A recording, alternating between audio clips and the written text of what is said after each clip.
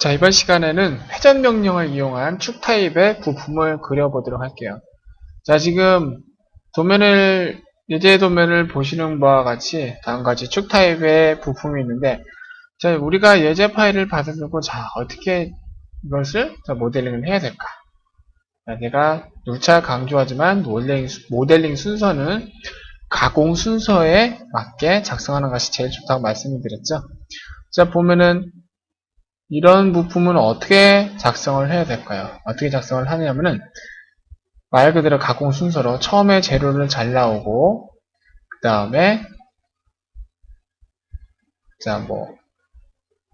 그 다음에 키자리를 내거나 그 다음에 탭을 내거나 그 다음에 그 주요 피처를 또 작성을 한 다음에 마지막으로 못깎기 및 못따기로 여기 부품을 마무리를 하면 됩니다. 자, 그럼 이 예제하고 똑같이 우리가 한번 그려볼까요?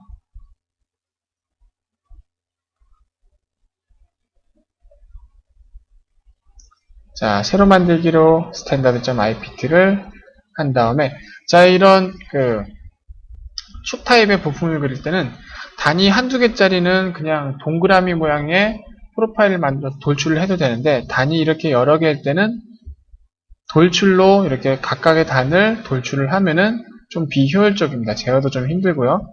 그래서 우리는 이번 시간에 인벤터의 회전 명령을 이용해서 우리가 작성을 할 겁니다. 자, 그러려면은 프로파일을 그리는데, 프로파일은 이 회전할 이 피처의 절반만 이렇게 그리는 겁니다.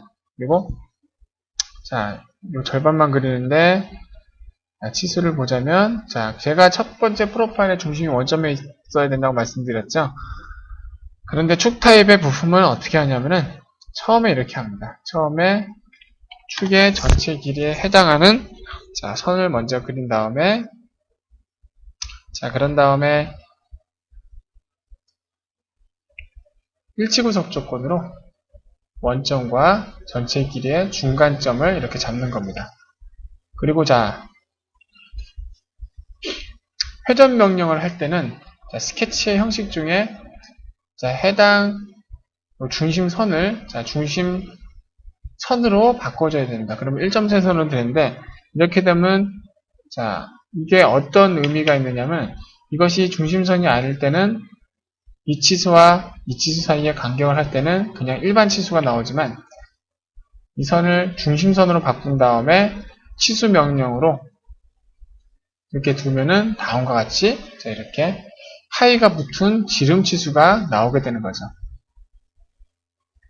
그래서 중심선을 안 했을 때는 반지름 치수를 해야 되기 때문에 일일이 절반 나누기 2를 해야 되는 번거로움이 있었는데, 이렇게 중심선으로 바꿔주면은 다음과 같이 이렇게 도면을 보고 그대로 계산할 것 없이 바로 그려주면 됩니다. 이렇게 적당한 모양의 프로파일을 먼저 그려준 다음에, 그 다음에 15, 20, 22, 17, 15, 20, 그 다음에 22, 17. 이런 식으로 각각의 단의 직경의 길이를 하고 그 다음에 단의 치수를 넣습니다. 34, 81, 10, 34, 81. 이렇게 프로파일이 꼬였을 때는 당황하지 마시고, 꼬인 프로파일은 여기에 끝점이나 선을 잡고 이렇게 쭉 당겨주면은 프로파일이 움직입니다. 이렇게.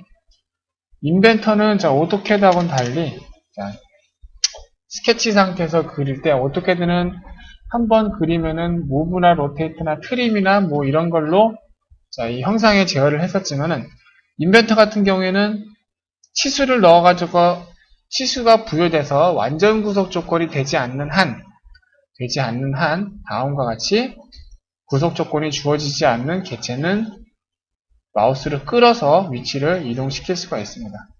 그럼 다음과 같이 첫 번째 프로파일이 완성이 됐으면은 이 상태로 바로 회전 명령을 누릅니다. 회전 명령을 누르면 다음과 같이 자동으로 이렇게 작성이 되는데요.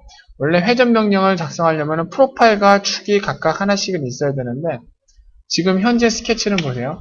프로파일 영역도 하나밖에 없고 그 다음에 축이 중요한데 스케치상에서 중심선으로 인식되는 선이 딱 하나가 있으면은 회전 명령에서 자 프로파일과 중심선이 이렇게 각각 딱 하나씩만 있으면은 인벤터가 프로파일과 축을 자동 인식해서 자동으로 이렇게 솔리드로 만들어주게 됩니다.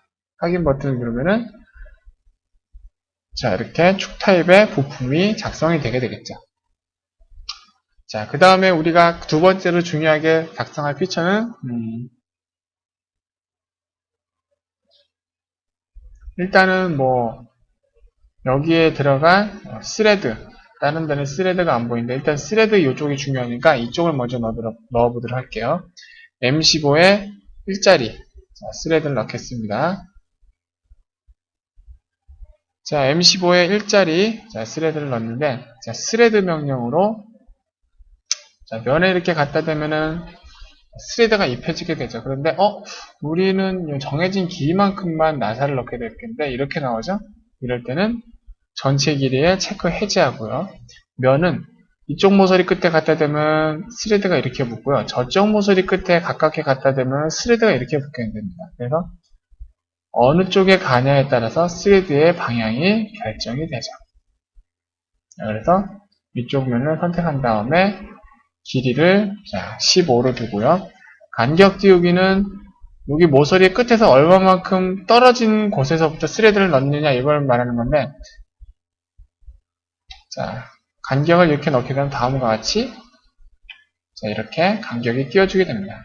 근데 여기는 0으로 놔야겠죠. 그 다음에 M15에 피치 1자리 자 가는 피치니까요. 사양 탭에 가셔서 피치 지정을 1로 바꿔주고 확인을 누릅니다. 자, 그럼 다음과 같이 스레드가 완성이 됐죠. 자, 그러면은 두 번째로 키자리 피처를 넣어보도록 합시다. 키자리 피처는 자 평면이 보면은 여기에 평면이 지금 여기에 원통면에 탄젠트하게 접하게 딱 올라붙는 평면이 되어야 되는데요. 순서는 다음과 같습니다. 우리가 얹힐 가상의 평면과 평행한 방향에 있는 원점에 있는 기준 평면을 선택을 한 다음에 평면을 명령을 클릭을 하시고 그 다음에 원통면 위를 선택하시면 됩니다. 원통면 위를 이쪽을 선택하느냐 아니면은 돌려서 아래쪽을 선택을 하느냐에 따라서 선택하는 위치가 바뀌게 되죠. 자 그런데 굳이 얘를 먼저 선택하고 얘를 해야 되느냐 그런 건 아닙니다. 평면 명령을 먼저 누르고 그 다음에 기준 평면을 이렇게 선택하신 다음에 마지막으로 여기를 원통면을 선택해서 이렇게 만드셔도 됩니다. 순서는 뭐 그다지 크게 중요하진 않아요. 자 그런 다음에 이 평면에 스케치를 작성을 합니다. 자 보면은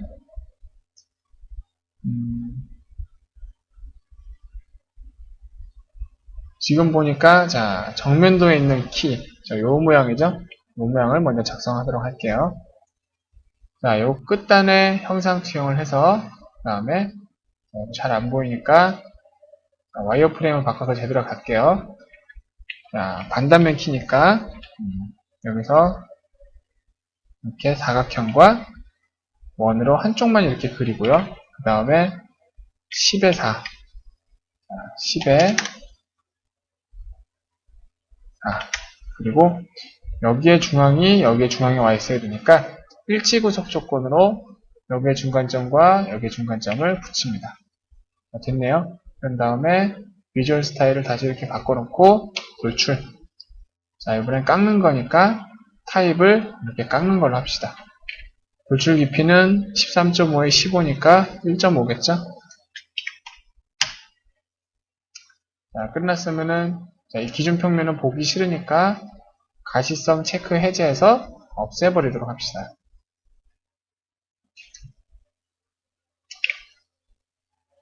자, 요게 도면하고 다르게 삐져나왔다고 생각했는데 제가 스레드 길이를 잘못 입력했네요. 그럼 스레드 1번을 더블 클릭해서 길이를 10으로 바꿔줄게요. 인벤터의 좋은 점은 뭐 하다가 만약에 잘못됐다고 하더라도 얼마든지 수정이 가능하다는 점이에요. 제가 알기론 거의 뭐 프로파일이나 이런 게 막 손댈 수 없이 막 찌그러지거나 피처가 거의 뭐 수정할 수 없을 정도로 막 작살나지 않는 바에야 99.9% 수정이 가능합니다. 자, 그 다음에는 뭐 위에 요 키를 작성해 보도록 할게요. 그러면은 자, XZ는 여기에 평면하기 위로 쏙 올라가는 거겠죠? XZ 평면을 선택하고 평면 명령을 선택한 다음에 원통면 위를 선택합니다. 그런 다음에 이 평면에 스케치를 잡도록 하죠. 직사각형 명령으로 사각형 그리고 원을 이렇게 그려서 키 모양을 완성하고요. 그 다음에 거리가 20에 6이니까 6mm 그리고 여기에 여기서 여기까지 20이란 거리죠. 근데 우리가 일반적으로 치수를 넣는 것은 이렇게 넣으면 여기까지밖에 안 나와요. 도면엔 반드시 이쪽 끝하고 이쪽 끝하고 나와 있었죠. 자, 그런 경우에는 얘는 약간 치워놓고요. 치수 명령으로 요 끝에 처음에는 아무 변화도 없어요. 근데 대충 그래도 4분점 이쪽쯤에 첫 번째 치수 위치를 찍으시고요. 두 번째 여기는 뭐 상관없는데 이쪽에서 쪽 끝에 이렇게 갖다 대면은 자 다음에 보시는 바와 같이 마우스 커서 옆에 있는 마크가 이렇게 바뀝니다. 바뀌었을 때 한 번 더 클릭을 하면은 이렇게 끝거리와 이렇게 끝거리를 이렇게 입력을 할 수가 있습니다. 이쪽도 마찬가지예요. 치수 명령으로 여기와 여기를 클릭해서 2.5만큼 자 이렇게 두면 됩니다. 마지막으로 키가 여기 축의 정중앙에 와 있어야 되니까 수평 구속 조건으로 이쪽 점과 여기를 찍든지 원점을 찍든지 두 가지 중 아무거나 해주시면 되죠. 자, 그런 다음에 다시 돌출 컷. 자, 차집합으로 바꿔주고 깊이는 3.5로 되어 있죠? 깊이를 3.5로 바꿉니다. 자, 그럼 다음과 같이 자, 이렇게 모서리로 음영 처리를 바꾸면 키가 이렇게 파지겠죠. 자, 나머지 하나도 마찬가지로 하면 됩니다. 평면에 XY 평면에 자, 이쪽에 맞게 하고 여기에 스케치를 작성을 해서 직사각형 명령으로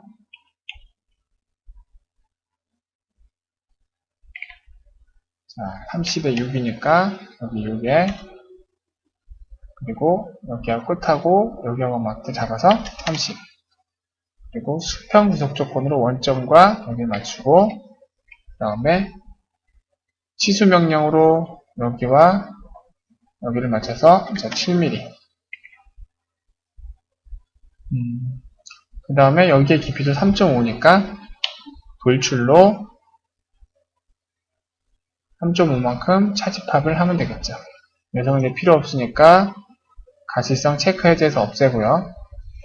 자, 뭐 거기까지 했으면은 거의 다 왔는데 거의 다 왔는데 마지막 남은 것이 못닥임이 못깎이죠. 그 전에 여기에 있는 자 여기 상세도에 나와 있는 스냅링 자리를 파보도록 합시다. 스냅링 자리는 사실 처음에 최초 프로파일 그릴 때 여기서 해도 되지만은 뭐 빼먹었다 싶으면은 이 스케치에 가서 스케치를 수정을 해줘도 되고 아니면 XY 평면에 다시 스케치를 잡아가지고 자 여기에다가 스케치를 작성을 해도 됩니다. 단 직사각형 이렇게 작성을 하면은 파묻힌 프로파일은 안 보이기 때문에 자 스케치 섹션 명령을 단축키 F7을 눌러가지고 이렇게 섹션 모양으로 만든 다음에 그런 다음에 형상 투영을 모서리만 이렇게 하나만 해가지고 이렇게 갖다 붙여가지고 프로파일을 완성시켜도 됩니다.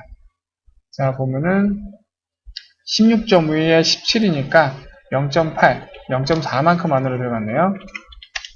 그리고 거리는 1.15에 4입니다.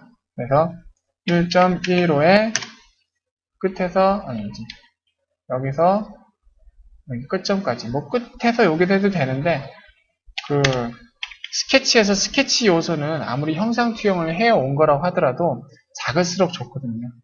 그래서 쓸데없이 평상 투영된 모서리를 이렇게 더 늘릴 필요까지는 없다고 보여집니다. 자, 그러면 요거는 모양대로 깎아야 되니까 모형 탭에서 자, 회전.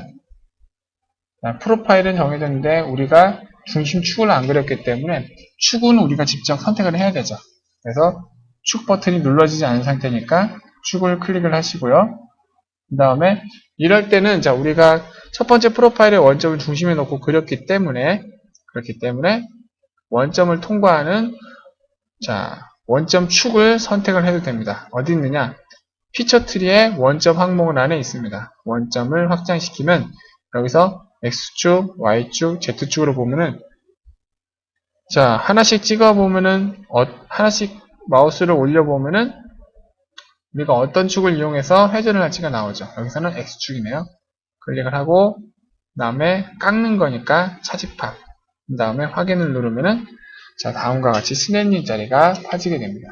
마지막으로 못따기와 못깎기인데 자, 모델링을 할 때 못따기를 먼저 하느냐 못깎기를 먼저 하느냐 이런 순서도 어떻게 보면 법칙이 있는데요. 못따기를 먼저 한 다음에 마지막으로 못깎기를 하는 게 자, 모델링을 할 때 훨씬 안정적입니다. 그래서 여기서 보면 3.06에 30도로 못깎기가 되니까요. 자, 못따기가 되니까 못따기를 타입을 3.06에 30도로 잡아주고 면과 모서리를 선택해서 이렇게 못따기를 해주면 됩니다. 그리고 도면에 나와 있는 대로 이쪽은 R1, 이쪽은 R4를 해가지고 못깎기 반지름 R1 그 다음에 반지름 4 이렇게 한 다음에 자, 못깎기를 두 군데를 이렇게 해주면 됩니다.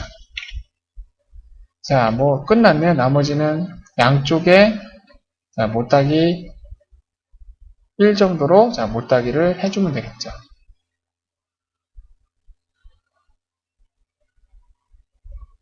자, 그래서 여기와 여기 너무 크네요. 0.5 정도 줄여줄게요. 사실 도면에 여기를 뭐 끝에를 얼마라고 표시가 안 되었기 때문에 저는 일단 보기 좋은 형태로 자, 이렇게 만들었습니다. 자, 뭐 이렇게 해가지고 자, 축 타입의 부품을 회전 명령을 이용해서 그려봤습니다.